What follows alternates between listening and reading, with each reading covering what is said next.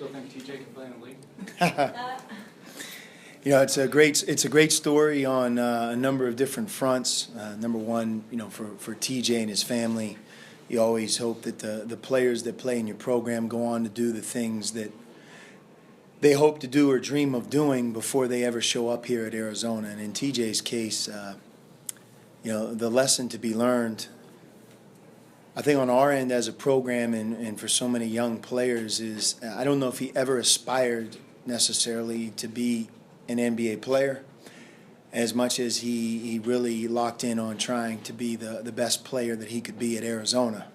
As a matter of fact, he was probably the guy who worried more about how the other guys were doing towards pursuing their dream than his own. And ironically, it comes back in a big way. As you guys know, because you've covered us so in depth, you know, TJ was as valuable of a member of the last two seasons as we had.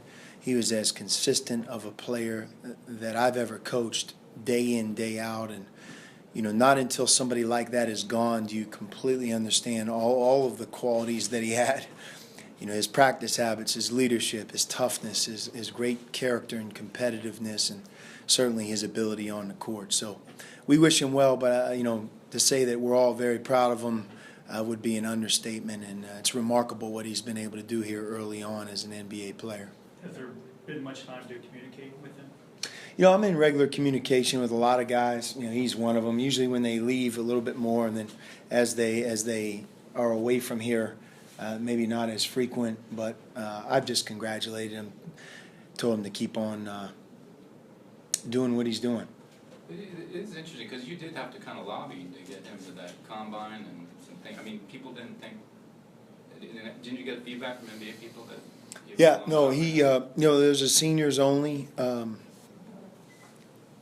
invite to Portsmouth, the PIT, and you know, because there's so many underclassmen that declare for the NBA, Portsmouth today maybe isn't what it once was. But he did not get invited to that, no matter how everybody would try to spin that.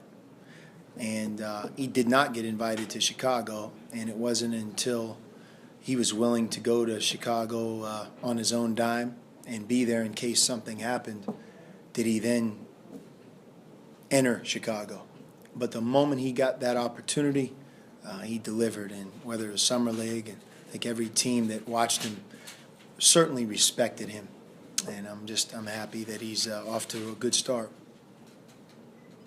One more thing on TJ. I guess he's got like 100 family and friends come to watch him play against the Cavaliers. You know his dad, Tim, so well. What do you think's going through his mind as he rises? Well, you know, like I said at the beginning, I'm happy for TJ and the whole McConnell family. You know, you learn to love your players. You miss them when they leave, and then a lot of times you get to know their mom or their dad or their family, and both through the recruiting process and then while they're here. But you know, the McConnell family was always about Arizona. You know, it was always about being very appreciative and respectful of the opportunity that their son had while he was here, how he was able to play in front of a huge crowd, and how he was respected and treated while he was here, the experience that he had, not only on the court, but, you know, in the classroom and in the community. And, you know, they were grateful.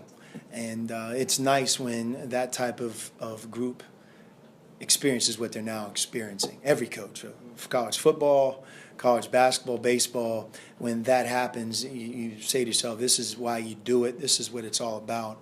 But it's not easy. You know, sometimes that type of family and that type of kid, they're not talented enough to go on and play professionally. In TJ's case, you know, he certainly is.